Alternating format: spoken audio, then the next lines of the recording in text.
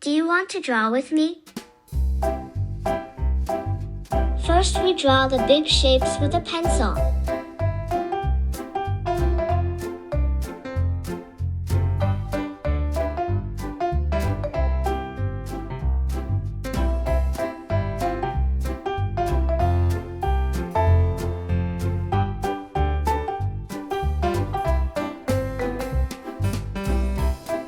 Now we take a black marker to draw the clean lines.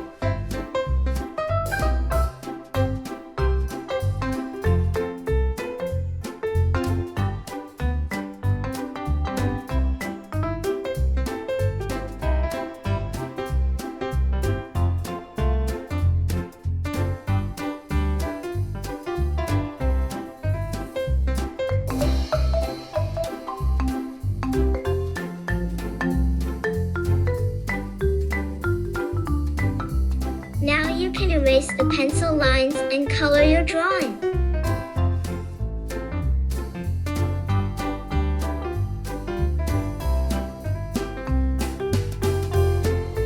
Our drawing is finished.